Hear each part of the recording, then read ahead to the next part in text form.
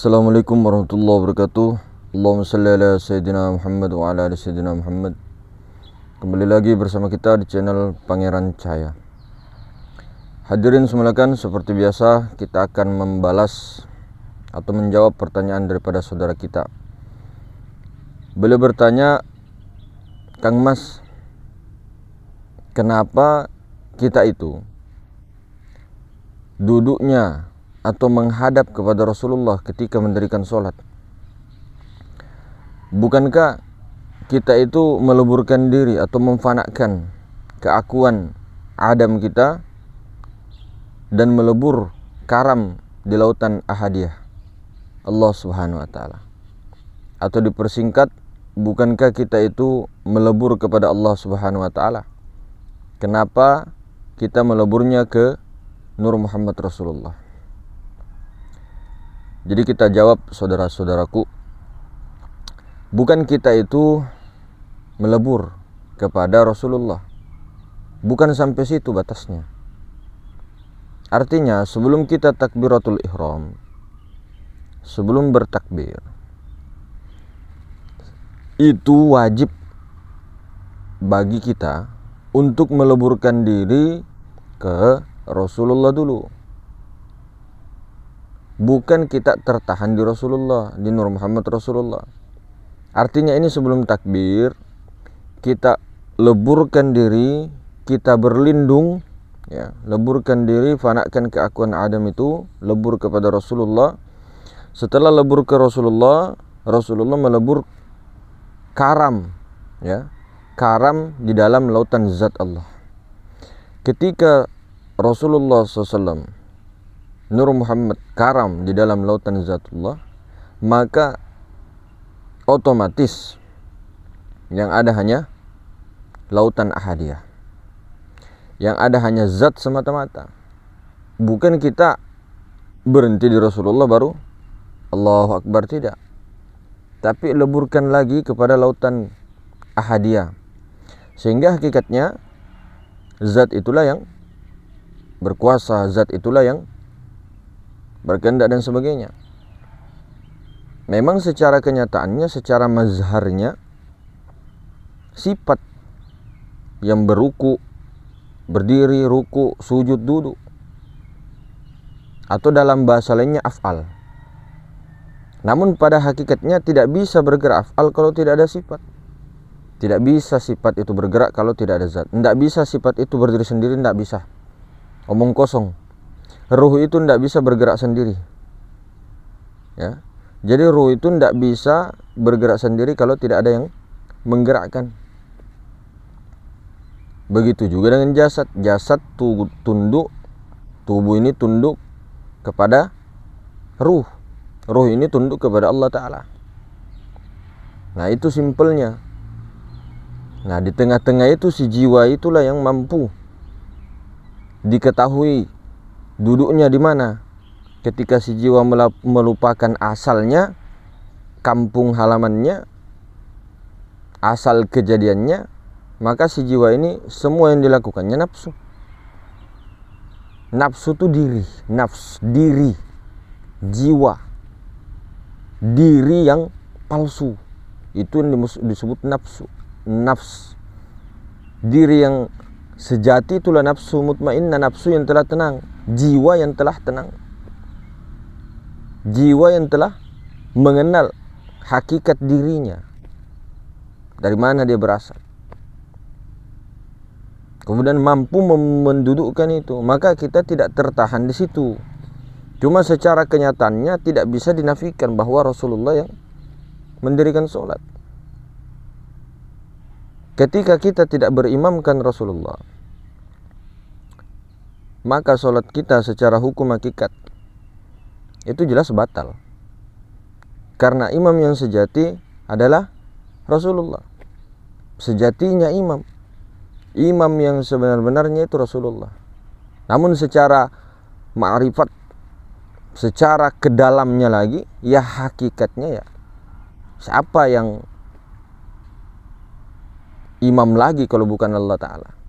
Cuma kita ini berbicara tentang kenyataan ini. Jadi tidak ada yang bisa dipungkiri Namun ketika kita langsung menghadap kepada Allah, apa yang mau kita bawa? Pikiran, perasaan.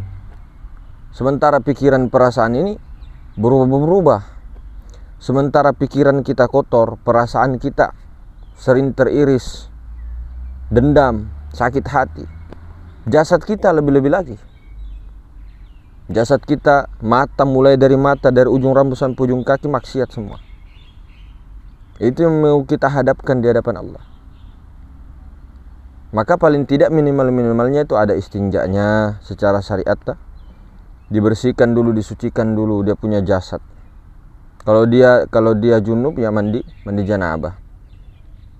Nah, begitupun dengan setelah itu ada wudu. Itu untuk mensucikan jasad. Tapi itu jasad. Tapi untuk mensucikan batinnya tidak bisa disucikan dengan air. Tidak bisa. Najis batinnya itu tidak bisa dicuci dengan air. Najisnya anjing, najisnya babi bisa. Di sela-sela 7 kali membasuh dengan air, diantaranya satunya dibasuh dengan tanah atau pasir. Tapi najis batin itu bagaimana caranya?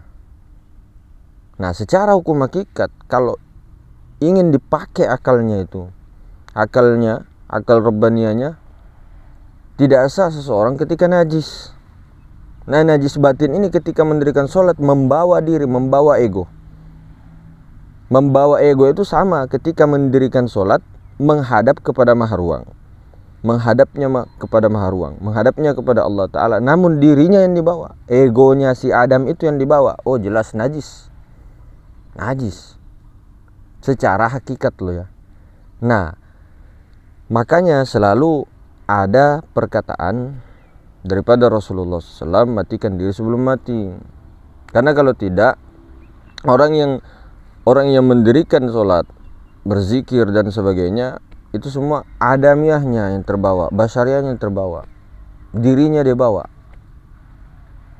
Sementara diri ini Masya Allah kotornya, yaitu tadi tubuhnya, hati kita kotor, pikiran kotor dan sebagainya. Jadi siapa yang dikedepankan? Siapa imam kita? Ya Rasulullah. Siapa yang paling di depan? Ya Rasulullah.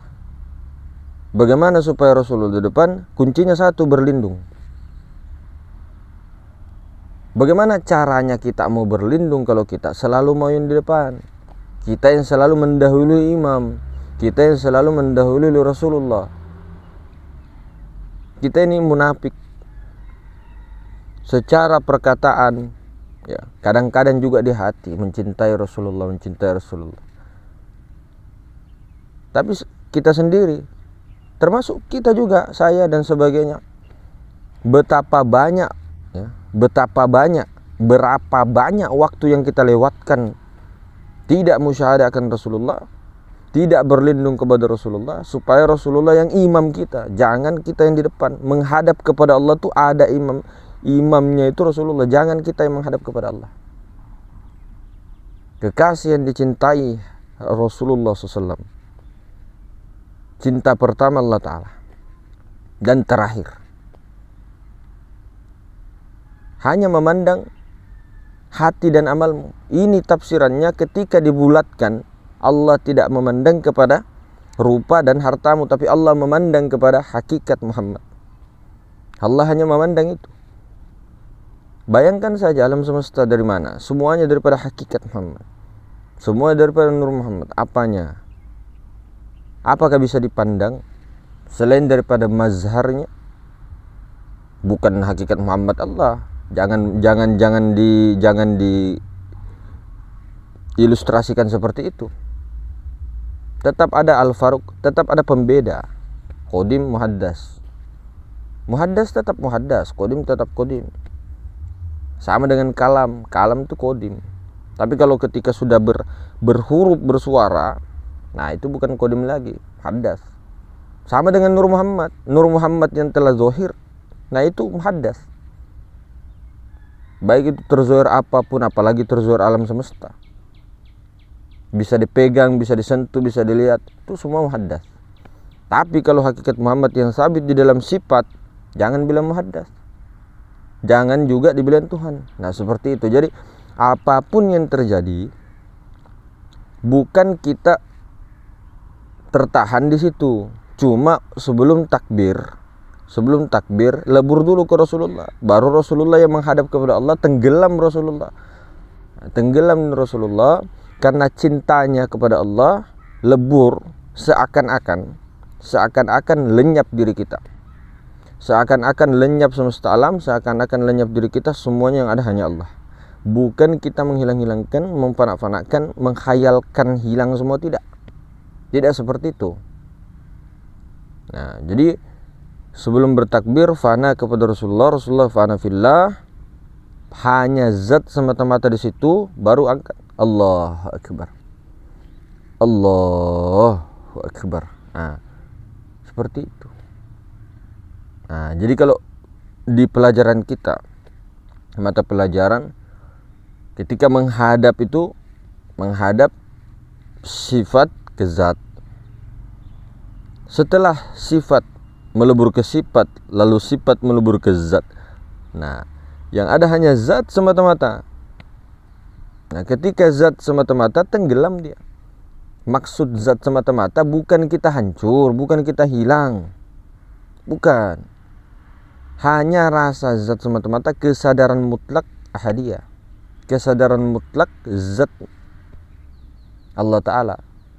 Bukan kita menjadi ini dan sebagainya, tidak. Bukan kita hilang, bukan. Masuk dimensi goib dan sebagainya. Allah itu jangan dikatakan dimensinya dimensi goib lah. Nah, itu nyata senyata-nyatanya. Jadi jangan pernah kita mendahului menghadap kepada Allah tanpa Rasulullah. Jangan berani-berani tanpa Rasulullah. Kalau tanpa Rasulullah, kita itu ibadah seperti sia-sia. Kenapa? Syariat tanpa hakikat kosong. Hakikat tanpa syariat batil. Keduanya. Nah, inilah pemahaman yang tidak fanatik pada satu pihak. Nah, ini yang dua ini tidak bisa dipisah. Tidak akan bisa. Siapapun orangnya, sehebat apapun dia, profesor apapun dia, apakah bisa memisahkan panas dengan api? Apakah bisa memisahkan gula dengan manisnya? Manis dengan gulanya? Apakah bisa memisahkan es batu dengan air? Tidak akan bisa. Mau sampai kapanpun itu, profesor apapun di situ, mau S4, S5, S6, S7, S-teler, S8, S9, tidak bisa. Nah itu juga adalah tamsilan, perumpamaan yang memang tidak bisa dipisahkan, sifat dengan zatnya. Nah, kita tidak mengatakan di sini ini menjelma ini jadi ini, tidak. Ini masuk ke sini, tidak. Nah, leburkan, yang mana mau dileburkan itu? Mati sebelum mati itu rasa itu yang duduk di mana? Rasa duduk di jasad dia, duduk di sirka dia, duduk di Maha Suci kah dia? Duduk itu lebur di situ. Ketika merasakan kedudukan itu, maka rasanya yang merasakan itu dia lebur rasanya. Yang ada hanya yang tidak ada rasa. Itu yang dimaksud. Kalau sudah yang melebur kepada yang tidak ada rasanya itu, udah angkat tangan, Allahu Akbar. Nah, jadi mungkin seperti itu Kang Mas. Lebih dan kurangnya terima kasih banyak atas segala supportnya, dukungannya dan segala-galanya, tuan-tuan guru, bunda guru semua. Saya kira seperti itu. Assalamualaikum warahmatullahi taala wabarakatuh.